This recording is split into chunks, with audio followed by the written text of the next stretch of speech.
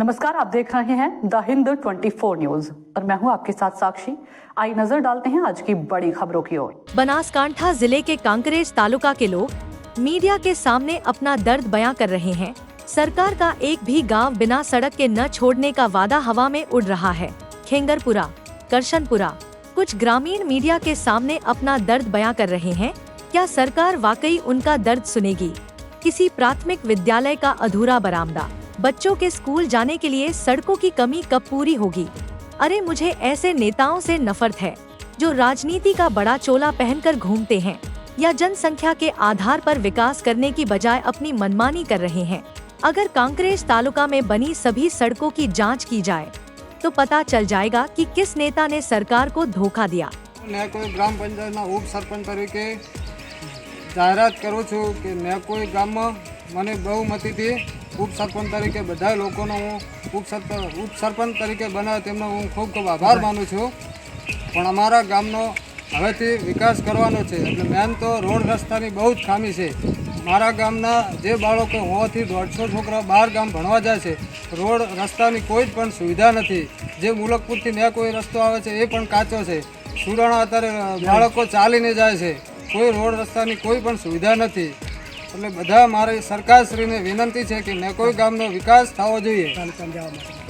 તાલુકામાં જવા માટે અત્યારે કોઈ રસ્તાની કોઈ સુવિધા નથી। પાદળથી ને કોઈ રસ્તો પણ બનવો જોઈએ, અત્યારે કાચો રસ્તો છે। શું નામ છે તમારું?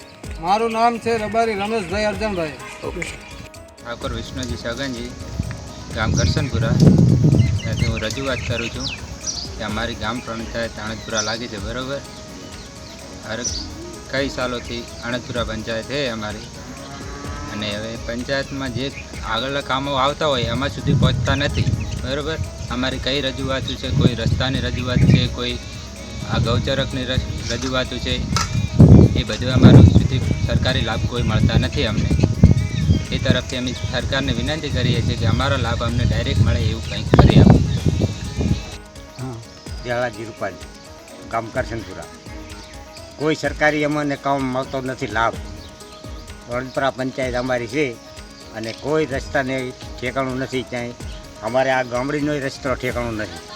પછી અડપરા જવું હોય તો અમારે પંચાયતમાં જવું હોય તો અમારે ગારા ઉપર જવું પડે છે, તો કોઈ પંચાયતમાં અમારે ઠેકાણું પડતું નથી અને કોઈ આ બાબતમાં કોઈ લાભ અમારા ગામને મળ્યો નથી। ભાઈ રામજીભાઈ છે, હું ગામ આણંદપુરાનો છું અને આજથી મને 25 વર્ષથી આ રસ્તાને હું જોઉં છું, બરાબર? અને તે દિવસથી આજ સુધી આ રસ્તામાં ચાલે એવું કે આવે એવું, કોઈ કદાચ બીમાર હોય અથવા તો અમારે ક્ષેત્ર આવવું જવું હોય તો પણ અમે ચાલી શકતા નથી। અમારી ગ્રુપ ગ્રામ પંચાયત હોવા છતાં પણ અમારા સરપંચો ઘણા આવ્યા, ઘણા ઉમેદવારો આવ્યા, પણ જો આ રસ્તાનો કોઈ નિકાલ આવતો નથી। છતાં વત્તા 2017માં એવું પૂર આવ્યું જેને કે હોનારત હતી ભયંકર, તેમાં પણ અમે ચાલીને આવતા હતા। માથોડું 2 માથોડા સુધી ખાડા હતા, એમાં હેડીને અમે આવતા હતા। વત્તા ત્યાં આવવાનો કોઈ રસ્તાનો કોઈ નિકાલ કોઈ સરપંચે કે કોઈ વ્યક્તિએ આ વસ્તુનો કોઈ નિકાલ લાવ્યો નથી। અમારે ઉમેદવાર અત્યારે એવો જોવે છે કે જે અમારા પ્રશ્નોનો ઉકેલ લાવી શકે, અમારે એવા ઉમેદવારની જરૂર છે। મારું ગામ છે સાહેબ કરશનપુરા, સજ્જનજી રૂપાજી ઠાકોર સોલંકી। તો અમારો હક આણંદપુરા પંચાયતમાંથી માગવામાં કોઈ અમને હક મળતો નથી। બીજી વાત, અમારા રોડ રસ્તા આણંદપુરા પંચાયત જવા માટેનો કોઈ રસ્તામાં ઠકાણું નથી। ત્રીજી વાત, મારા ગામના રોડ રસ્તા કરેલા હજી 12 મહિનાની અંદર ડામર જેવું નામ નથી રહેતું। તો આવા કંત્રાટીઓથી અમારા રસ્તાની પહેલી રાડ, બીજી રાડ અમારા લાભ માટેની ગામના લાભ માટેની રાડ કોઈ અમને રૂપિયા તરીકે કોઈ લાભ મળતા નથી। તો અમારી ગામ પંચાયત આ દેશ આઝાદ થયો એટલેથી માંડીને આ દાડા સુધીમાં કોઈ લાભનો અમારો કોઈ પરિણામ આવતો નથી।